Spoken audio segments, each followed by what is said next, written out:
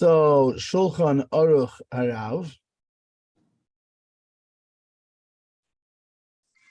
313:20 subsection 21. So it starts therefore. So maybe we should quickly review. We're talking about we said that by vessels, meaning something that is not attached to the ground, and also provided is not over a certain size, which is 40 saw, which is a cubit by 3 cubits. No. The quality of the picture. So the picture, I'm watching it. There is no building, and of course, when there's no building, there's also no demolishing. Because when it comes to usually by small kalim, you have the problem of making final touches, but there isn't as much the problem of unfinalizing a touch as there is by building, where you have its opposite, which is demolishing. However, that which it was said that there is no building and putting together, that's talking about when you're doing insignificant acts of building, like sticking the door in and stuff like that. But when you're actually making an entire keli out of parts, then it's a problem. So long as you're either wedging, as you're connecting it strongly, it's called wedging, but this means connecting it strongly with a nail, with glue, or like tongue and groove, where the pieces of wood are wedged together in a strong way.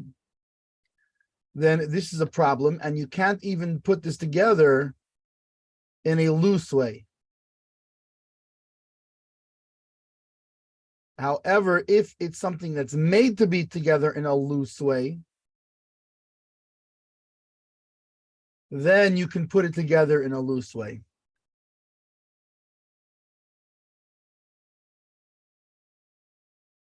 Now the difference is going to be when, in terms of something that that's made to stay together for a long time. If it's made to stay together for a long time, it's actually a Torah level prohibition. If it's not made to stay together for a long time, again, we're talking about something that when you put it together in a strong way, something that's made to be in a strong way, you put it together in a strong way. This is mamish binyan from the Torah. It's a Torah prohibition of binyan if it's made to be together for a long time. If it's not made to stay together, then it is a rabbinical level of binyan, of building. So now continuing with 21. Lefikach, therefore, kol kli shel prakim shenisparik, any the vessel of parts, or any kli of parts that came together, the sages forbid to reassemble it on Shabbos. Afilu ein mahadkei elo me'at, even if he's only sticking it together a little bit, be'inyan shurafi ve'ein rafi, in a way that it's meaning partially, it's not totally loose, but it's like a little bit, loose.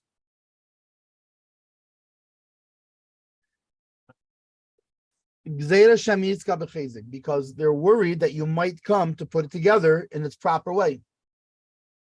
But if he doesn't wedge it at all, but he puts it completely loose, mutter, then you're allowed. But this is specifically when this kli is made to be put together loosely like this. All right, but if it's a kli that its way is to be put together strongly, even if he puts it now completely loose, Also, lachzira, he's not allowed to put it together this way. Because we're worried that maybe he will put it together in a strong way. Is there notes on this part? Because now he's going to go into a cup that's made of parts. Yeah. Okay. So there's one note I think of significance. Basically, so this is a decree because it's a gzeira that in case lest one reattach the parts securely. So we saw in Shin Ches an example of that, and also later in 519 we talk about that this kumra, this stringency, is not applied on Yamim Tovim.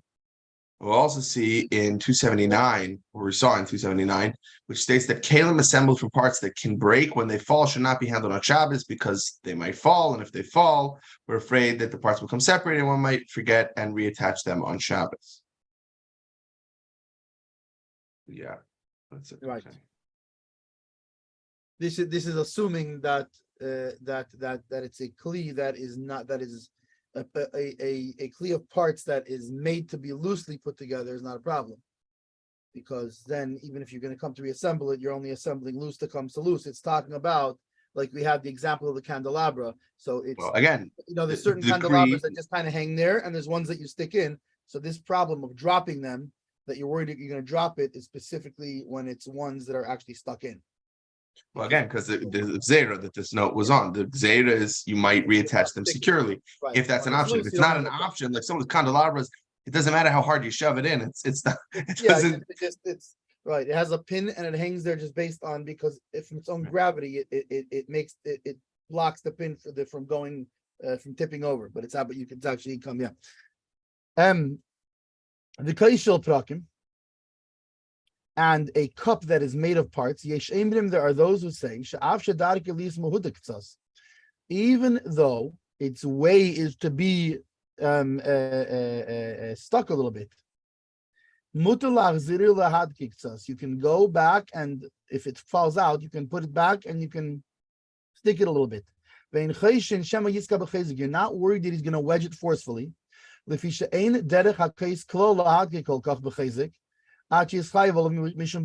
it is not common to force this thing into the cup so strong to the point where it's baina, right? Which like the Alter Rebbe says, the Alter Rebbe's categorization of this amount would be that it would be hard to pull it back apart.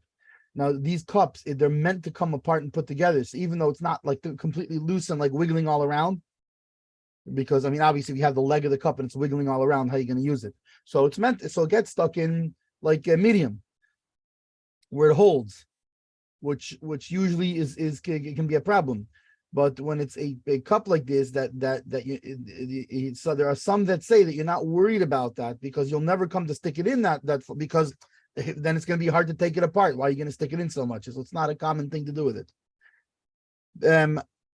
So you're not likely to stick to wedge it so forcefully and to the degree that it's going to be considered the malacha of building.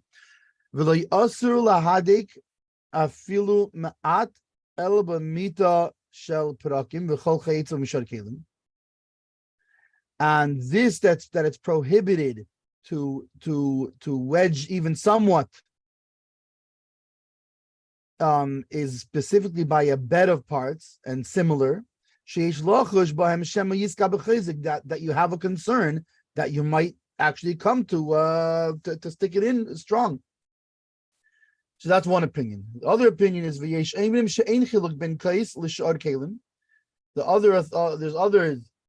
other opinion is that there's no difference between this above mentioned sort of cup and other vessels. You're not allowed to reassemble the cup unless you put it in completely loose, right? And it is good to be stringent like their words. Unless you have a great need. Then you can rely on those who are lenient if it is not the way to stick this cup in a strong way. and this is specifically in a case of great need.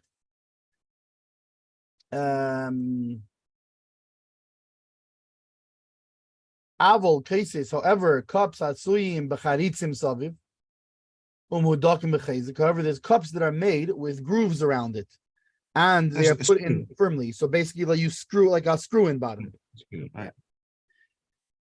According to everybody, so up until now we're talking about it has like it protrudes and the other one has like there's a male and female part of the cup and you put them in together, right?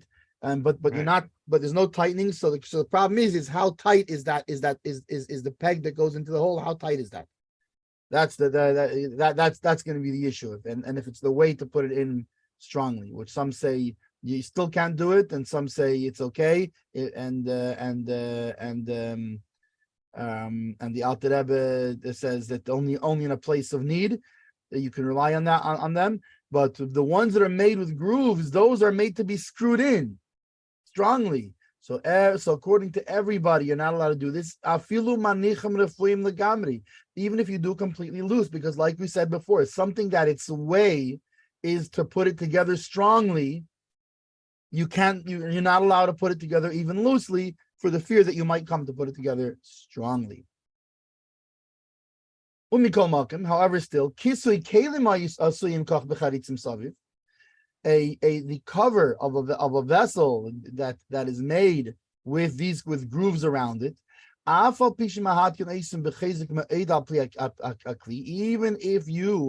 even though you tighten it very strongly on the mouth of the vessel, there is no issue with this. There's no prohibition. Not when you take off the cover because of demolishing, not when you're returning it from building. They are not made to stay on at all. So we're talking about, for example, a mason jar was the example that we used before. That a mason jar has grooves. You're screwing it on. And actually, sometimes you're dafka. The whole point of a mason jar, right? You know, the mason jars, they have the thing and they have that lid that has like that what do you call it? Like a grommet on it? How's it called? Yeah. It's actually the whole point is made to be airtight, right? You're actually trying to make it airtight. So you're for sure putting it on in a way that's strong. However, they're made to be opened and closed regularly. So sorry, I have to go back because there's that's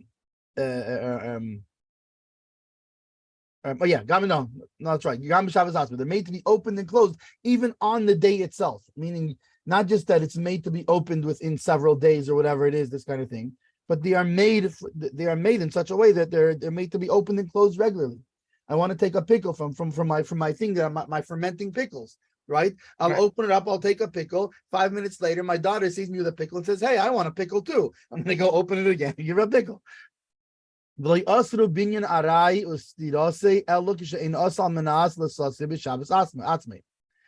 So, and they did not prohibit temporary building and demolishing, besides for in a case that it's not made that you're not going to take it back apart on Shabbos itself. So meaning the only time there's a prohibition is when when you're not going to undo it on the same day. That's when you really have that prohibition. And in this case, being that it's made to come open and close on a regular basis, so it's not a problem like is explained in the next Siman notes. Okay, so let's go back a little bit. Okay, so we already did that one. Nothing major. I think just a couple of points to just clarify some things a little bit. But I think you pretty much covered them. But anyway, so we said there's there's authorities who maintain that a cup made of component parts can be reassembled somewhat tightly. So we're talking to a goblet whose cup and stem and base, right, are initially separate entities, and they can be assembled easily without much effort or professional skill. Like we said today, like some of those plastic cups we see nowadays, where it just kind of pops in and out. So it was interesting. Then he continued and said, cups parts are usually assembled somewhat lightly. We're not concerned that one will attach them very tightly, because not at all the word klal is used, common to attach the parts of a cup so tightly that one would be liable for building. So on that, it says the term klal, to translate at all, is the Alter Rebbe's addition to the wording of his source, the Tur. The Tur does not have the word klal. Alter Rebbe adds klal. And with it, he is explaining the reason why the decree mentioned in the earlier clauses of the subsection is not applied to a cup. It applies to other things, but to a cup, it's not so because it's entirely uncommon to attach the parts of a cup so firmly. And that's a note from the Tehillah David. It's a very interesting Nakuda that I was trying to bring out, how Bichlal, we don't use cups that way. Other things, yeah, fine, but cups, no. Come on. Yeah. That's the vibe that the Alter is giving off with this added claw.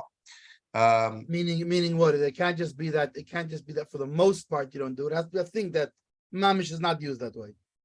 Saying cups don't use that way, so it's not a concern at all. Like because the whole so much of this is we're concerned that maybe. So who cares that that mostly whatever. We're concerned that maybe. So how does this suddenly not apply? How can this be the exception to the rule when the whole rule is about maybes? Right. Because in this case you never because use it's not at all. Like nobody does this. Yeah. And again, even with the not at all, yes, there's always the on a cloud. There might be some weirdo or whatever, but it's talking about, so much of this is about human behavior and about what people do, how people use stuff and how it seems even and what it looks like. Right. So yeah. And then he just comments again with regards to the bed made up of component parts that is back in the day. Yeah, the Talmudic era, travelers used beds that were assembled from various component parts. They would bring makeshift beds with them.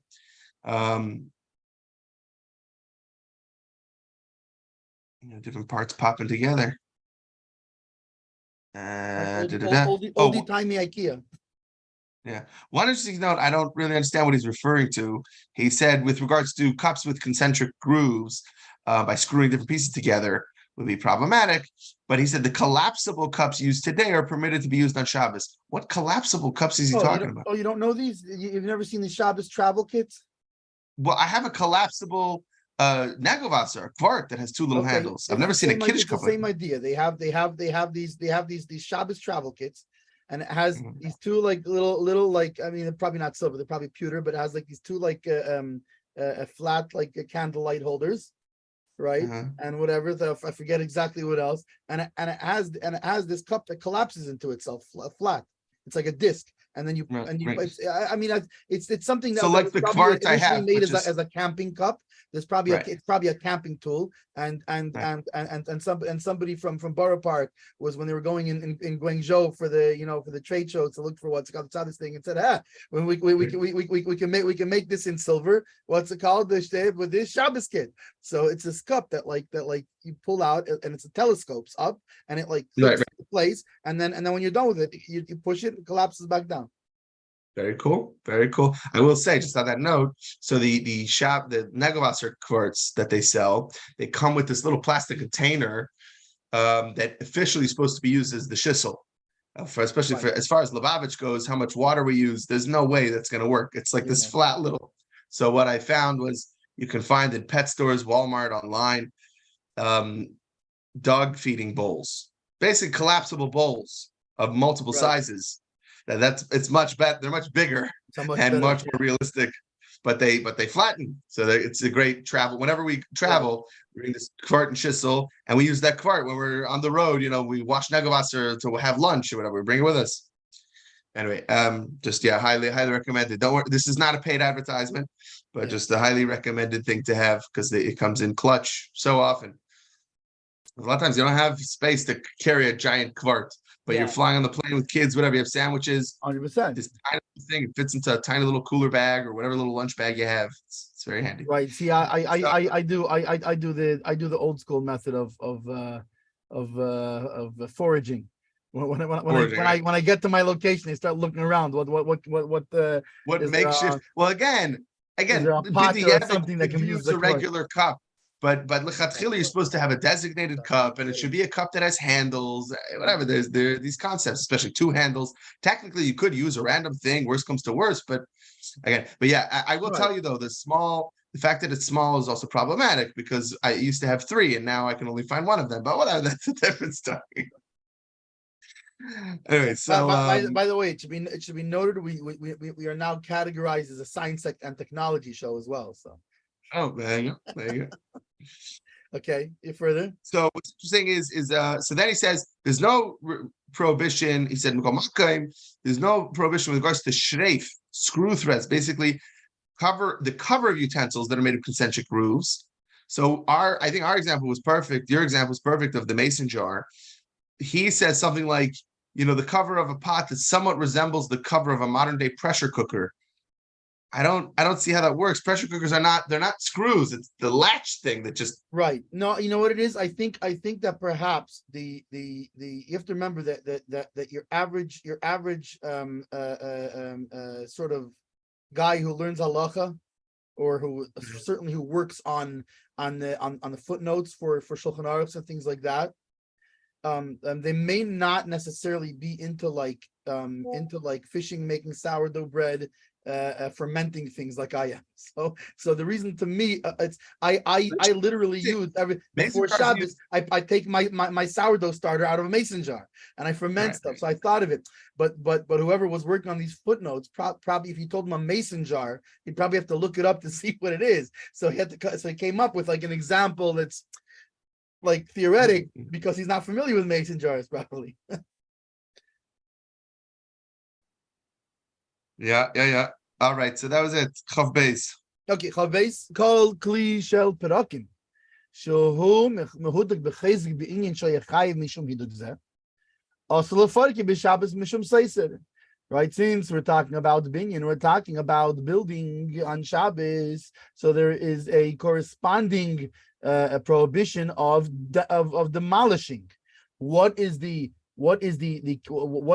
demolishing? It doesn't necessarily mean you're taking a sledgehammer and breaking wooden things into shards. What does demolishing mean? It means that anything that's made of parts that's stuck together and in such a way that you would be chayav for putting it together, if you are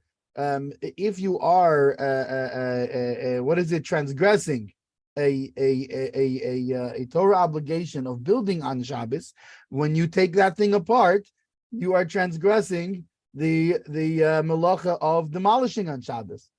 Avol im humuhuda ksos. But if it is slightly stuck together,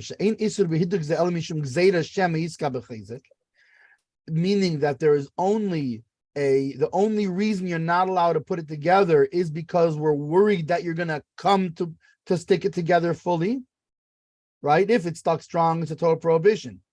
If you're making something that is slightly stuck together, you're not allowed to do it, but that's only a rabbinic prohibition that you might come to stick it together strongly. You might come to do a Torah prohibition of baina, but in this case, you are ein baikan mishun. So in this case, there is no prohibition of taking it apart, and you're allowed to take it apart in the first place, meaning that the enactment of the sages, that they're worried that you might come to stick it together strongly, it only applies to putting it together. It does not apply to taking it apart, which makes sense, because being that their whole worry is that it's going to come to be stuck together strongly, and you might come to transgress a Torah prohibition. So when you're taking it apart, there is no Torah prohibition that we're worried you're going to come to here, and therefore, in the first place, you are allowed to take it apart, even in the first place.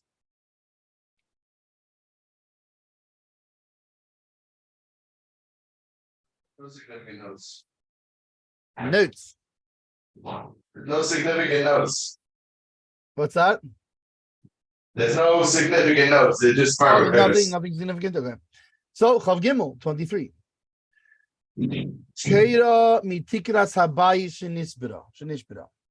The beam from the roof of a house, right? What do they call them? There's a name for them. Forget what they're called. Klutz. What's that? Klutz. A klutz? No, they're called rafters, something. I forget what they're called. There's a word for them. Oh, rafters. Yeah, I know that. Rafters. There's another word for them also. When they're like inside the house, you have the main beams, and then you have the ones that go across. They call it something else. But anyways, a beam from the roof, right? We're talking about that broke. You are allowed to support it.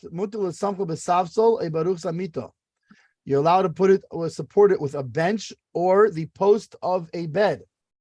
Shehein kli, because they are kalim, right? They are a keli, like you said before, it's a usable vessel. Loy kedesha tale. Now you cannot put it like in such a way that you're raising the ceiling beam, the roof beam, with the bed or the bench, because shahar is a baina, that's building. In other words, what's building? Building is you are making an improvement.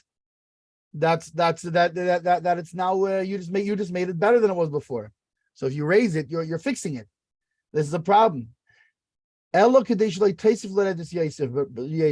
rather only in such a way that it will not come down. You're just preventing it from caving in more. But something that is not a kli, something that is not a vessel, even if he readied it to move it, meaning he designated it for use, such that it is now no longer muktzah. You are allowed to move it on Shabbos, like when we spoke about before that the board. If you're going to cover the window with a board, so you have the two issues there. One of them is, does it look like baina, which we say by a window it does not, because a window is made to open and close regularly. Our other problem is this board. If you're using a kli, if you're using a vessel, something that already has a use, there was no problem. But if you're going to use a board, stama board, this board is not something that it's a piece of building material. It's not something it's a raw material. It's like a stick or a stone. So therefore, unless you designated it before Shabbos, you can't use it. In this case, even if you designated it, also you cannot put it under the beam because it's similar to building. On the other hand, by a vessel, it's not so. Why? That, as we said before, a kli, right, a vessel, a usable object, right, a tool, whatever you want to call it, it's not the way to leave it there on a regular basis, and therefore it's not similar because it's obvious that it's going to be removed. However, for example, let's use the example of a 2x4, right? A 2x4. If there's a beam coming down, right? The classic thing that is done is you take a 2x4 or whatever, or something like that, and you prop it underneath, right? And that's a regular thing done in building. So even though you before Shabbos you've designated the 2x4 to do such a thing, so now the 2x4 is not muktzah because you've made it usable. Whether you made it usable for that use or for a different use, it doesn't make a difference, because let's say you said, you know what, I'm going to use this 2x4 as a vase to put on my table because it's I'm making a redneck Shabbos, and I'm going to put it on my table and put the hummuses and things across this 2x4, and so now it's a tray. It's going to be like a tray. So you've designated it for something. Okay, but doesn't make a difference, because now when you're taking this 2x4 and propping it, it very much is similar to binyan, to actual building, like is explained above. So so that's what's interesting is that then, according to that logic, yeah, even if it's just temporarily, even if you're saying just for now, right? Because it's, in other words, it's not binyan. The reason it's not binyan from the Torah is binyan from the Torah requires that you are doing this to stay there, that it should stay there. If you're not doing it to stay there, you don't have the Torah prohibition of baina. The problem here is we're talking about it doima looks like l'baina. something that's going to stay there. Even if it's just temporary, that's going to look like, yeah, that's a classic construction technique. Right. I'm taking a 2x4. It doesn't matter, even if it's just for 5 minutes. It's like 30 seconds. I'm taking a 2x4, and it looks like I'm doing a permanent thing to it. Whereas if I'm sticking a bench up against it, right? It's even just logically, if I'm taking a bench and putting up, most people, at least people who don't know me, wouldn't think that I'm putting the bench there permanently, right? So, No, therefore, come back 10 years later, it's still there. That's a different story. But Right. Bechlal benches aren't at least with regards to Daima Laboina, it's not an issue. you're right. It don't look like Boina. That's And the kli. So now we're going back. We said the 2x4 type of thing you can't use. Period. Even the bedpost, and the bench, you can only use it in what way? That it has to be loose, a little bit loose under the beam, in such a way that if he wants to remove it from there, you can. Like remember before that was the Alter Rebbe's categorization of the wedge. Is how hard is it to remove it? But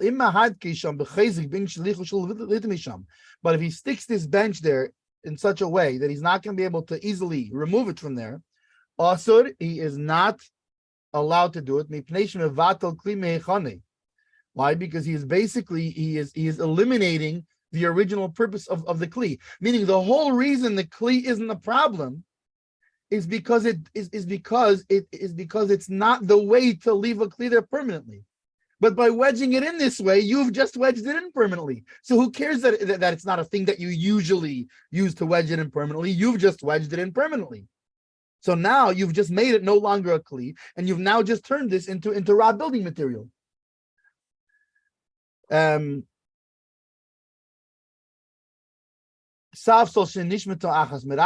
bench which one of its legs have come out, has already been explained. Interestingly, in the Mechaber, it explains it here in this Siman, but it's explained in 308. So we might actually have to jump back to there at some point to cover it, being that we go with that our Simanim go by the Mechaber, so we're gonna probably want to see what the Alter Rebbe's comments are on there. Anyway, notes. so. Well, we said you can't use an object that's not implemented to support the beam from below, even when it was prepared to be moved. So there's a note actually that there are exceptions to that rule, as it says in Shinches. You can set aside objects that are not kelim to use for purposes permitted on Shabbos, like say like a bench, and then they're no longer deemed as muktzah. Okay, so then the next note is a good one. It's a nice big one from Kuntrus Achron. This is a nice big Yud Aleph. Basically, we said in addition to the above, the kli must be standing loosely, slightly loosely under the beam in a manner where it could be removed from there whenever. You're a little bit quieter than you were before. Sorry, my mic. Oh, there you go. Much better. Sorry, it got knocked away. Okay, now we go. Okay. So basically, yeah. So the kli has to be loose so that you can move it anytime you want. So you see the Kuntrus Achron, and that comes from Gemara Masechtas Shabbos 43b. See Kuntrus Achron, which is note Yud Aleph 11 to section 266. There, the Alter Rebbe uses this law as a proof that as long as one can remove a utensil that is being used for a function that prevents it from being used for its ordinary purpose, it is not considered as if one has nullified the utensil's functionality. So it remains a keli. True. One intends to leave the utensil in its place for the entirety of Shabbos. Nevertheless, in certain instances, our sages made exception because of the loss involved. They ruled leniently in instances where it's not obvious that the person's intent was to leave the article in its place for the entire Shabbos. Okay, so then we continue. Okay, so then we said basically you could, if you did attach it firmly, it would be where you wouldn't be able to move it right away, meaning the weight of the beam prevents the kli from being moved. It would be also because you'd be nullifying the possibility of using a kli for its inherent purpose. And we'll see the section, see over in section 265 and 310, and the sources cited there, which mention the prohibition against nullifying the possibility of using a kli. The whole bichlal, this whole sugya of where you're nullifying its potential uses, right, that make it not a kli, ois kli or whatever that's over there. Yeah. And that's it. All right, Chaf Daled. Chaf Daled, 24 hamash v'penei hakarka b'bayis. Somebody who levels the ground. Right, he levels the surface of the ground in a house, a b'chatzer, in a yard. Kegoin shehishpil tail. Like, for example, he put what? He lowered He levels a mound or fills in a right, crevice or a a cavity. mila guma, or fills in a dip, You're in a or a crevice or a guy, cavity. or a hole. This is building the chayav. This is an actual Torah prohibition of building, leveling ground, whether it's evening it up when it's dipped, or whether it's built, or You're flattening down. When it's going up. Therefore, a yard that has been ruined from rainwater. Maybe Tevin, he brings hay, v'zeireba, and he scatters it around there. Shahateven eine mevatlisham. Why? Because the hay is the same thing, like we said, by a kli, that you're not. Mevatel means nullifying, but it means it's something that you're not leaving there, that you're not giving up on it there. You're still retaining the idea for its future use, that this is not its permanent situation. You're not leaving it there permanently. Yeah. Why? Because it is not because it's fit for feeding for animals. So ultimately, you're going to want to use it for animals, or to make mortar out of it. Basically saying that it will end up being removed for these Right. other purposes, Which is not- interesting, so- even though therefore making, saying you can't fix up your courtyard like you would in a regular way of moving Right. the dirt around. That would be usser. Rather, you could bring straw and scatter it, because you're not going to end up leaving it Right. there. You're gonna end up taking the straw and use it for other things, right, such like as to feeding feed an your animal, or to for make mortar. Now or it should be noted that mortar is a problem, but the straw that's used, that would be used to make mortar. The point is not not that so. you're going to mix it with mortar on Shabbos. Right. It just means because Bichlal, you're not going to leave it It there. means, right, which it just goes to you're show gonna use it for it's something not else. a permanent fix. He's just Well, bringing the two top Yeah. uses for straw back then were Right, animal fodder we're and feeding mixed with animals, mortar and right, and mixing with mortar. right, because they weren't familiar with they weren't familiar with Merca, and Merc, we make hats out of it. Right, straw hats. Yeah. So lefikach ein by mishum binyan. Therefore, it is not considered building at all. But you should not spread something that the way is to leave there. Because it looks like that he is intending to level the ground. And since it's left there permanently, so this is a permanent building act, an act of building a permanent structure. When are we talking about? The chachish niskalkila, to a courtyard that God ruined. That since he's coming to fix it, so then it looks like he's also looking to level it. But in other cases, you can scatter things, even the kind of things that you would usually use there, since he's not intended to level the surface. So, like, for example, if you have a concrete floor that's 100% level, and whatever, let's just say you have pebbles that you designated before Shabbos to use as what's it called? As carpeting, ich weiß was. And so you take these pebbles and you put that and you spread them down there.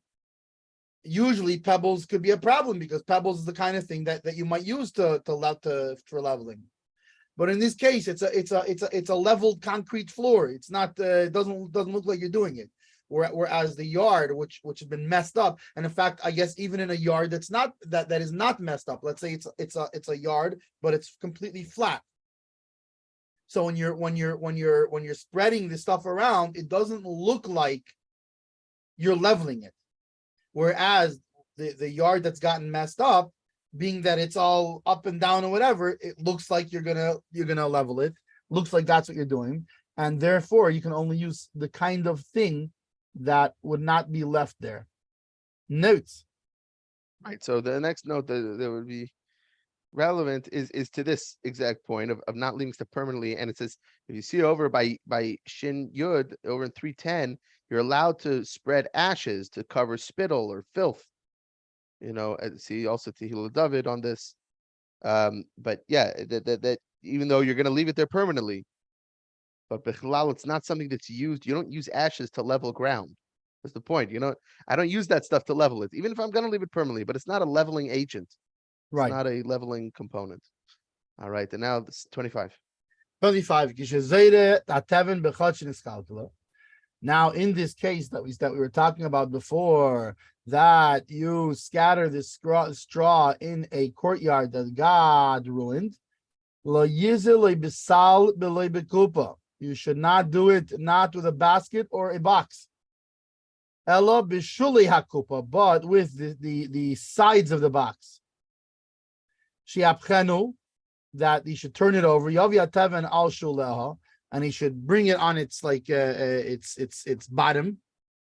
Kedei lishanis miderech hachayil, so that he's he's doing it in a with derech shinui. He's doing it in a way that is a different from the ordinary way to do it. I will also lizardis biyadi, but you cannot do it with your hand. You cannot do it the regular way that you would do such a thing.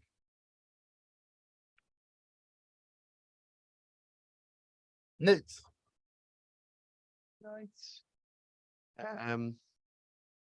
So we said, because you'll be deviating from your ordinary practice by doing it that way, turning over the container. Since the person's act resembles a forbidden activity, our sages require that he deviate from his ordinary manner of performing the task. Because it's all about basically stressing the point, I think, that because it's all about resembling what it looks like. So if you change how you do it, that takes it out of, I'm also changing how I act. So that's like a Siman, as it were. It is, however, forbidden to scatter the straw by hand, because that's a regular way to do that. Instead, you should shake out the overturned base of the container and let the straw fall on its own. All right. That was Siman Shin Yud Gimel. That is the end of Shin Yud Gimel. So what's our next step? Well, I guess all the Siman and Mishnah Brura Alter Rebbe, or are we doing each three? Well, or we can go inside Mechaber and that's what I'm saying. That kind of thing. That stuff. Yeah, I think while this is still fresh, we can do that.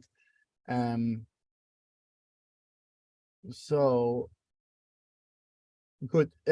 So I guess we're gonna I guess what we can do is cut the live stream for today, but we can stay on the Zoom, and then maybe I will screen share. So let me cut that, and we'll start again with the next.